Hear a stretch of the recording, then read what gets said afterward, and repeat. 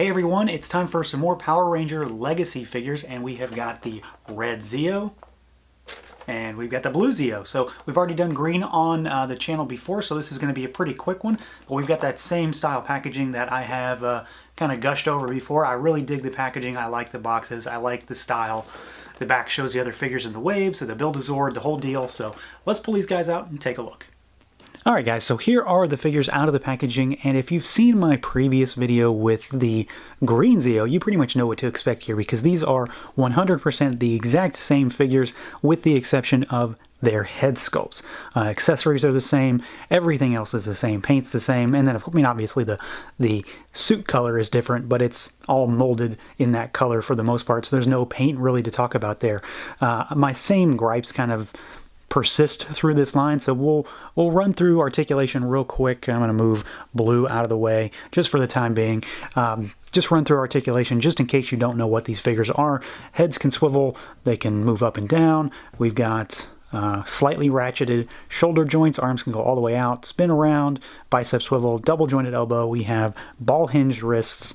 We've got a crunch at the waist, or a crunch at the abdomen rather. We've got a waist twist. Legs can go all the way out. They can kick forward. They can kick back a little bit. Thigh cut, double jointed knees. These guys don't have anything at the boot level, but they do have rockers and hinges at the ankles. So in terms of articulation, these are on par or close enough with your modern Marvel Legends and Black Series to a lesser degree in some cases. But for the most part, it's standard stuff. It's modern articulation, which is, until this line, unseen for Power Rangers. I'm going to bring blue back in. So the big thing here in terms of my gripes, I suppose, are again the same thing that I talked about with the Green Ranger and then other Rangers lately as well, because it all comes down to paint. I think the sculpts are there, and I think that overall my initial impressions of this line have changed a bit since I've gotten some different figures, because originally I had some problems with QC, and over time it's gotten a little better. I don't really have issues there anymore for the most part. The big thing for me is that they are skimping out, cheaping out on the paint applications. So if you look closely, you may not even need to look closely, the gold on the upper part of the chest and the collar, and then actually on the bracers here is different from the rest. So we've got kind of this cheese color, mustard style color for the belt and the holsters and the boot cuffs and then the arm cuffs, but at the tip of the arms and the chest, it's a metallic gold, and it's supposed to be metallic all over. This was a bigger problem with the gold ZEO Ranger and then the gold Dino Thunder, or black Dino Thunder Ranger that I recently reviewed, and it's just persisting through this line where we have this lack of metallic paint, which ends up, at least for me, being a problem because you have two different hues on the same figure, and they should be the same. The sculpt work in these areas is fine, because this is part of where the figures have the most detail. You can see all of this detailed sculpting that's in the bracers and the cuffs and in the neckline and the chest line of the figures, and I think if they had that paint, it would bring out those sculpts and make them look a little better. There's an obvious difference to me between this piece and this piece here in terms of what you can see. It's easier to see to the naked eye. So that's a huge thing for me. I just wish that was there. I would have a much higher opinion of these figures if stuff like that, wasn't cheaped out on from time to time.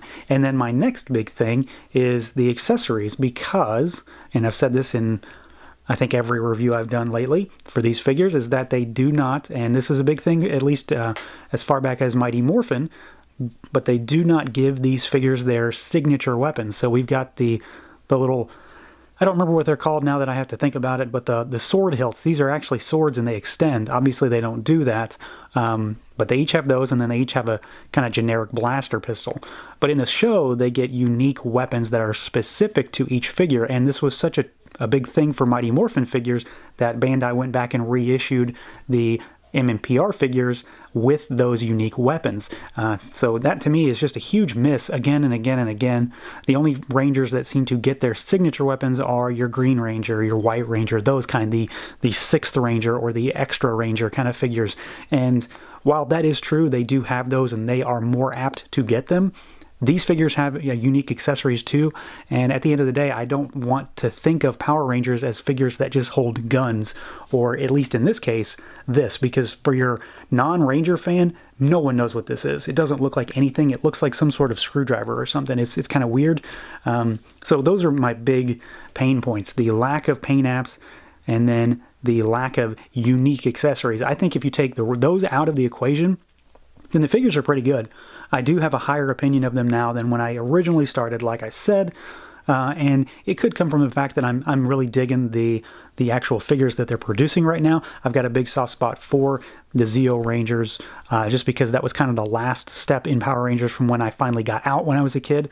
That was kind of the end for me, at least for a while. So, the ZEO Rangers are a favorite of mine, and I'm kind of biased there, but I still have my same overall gripes.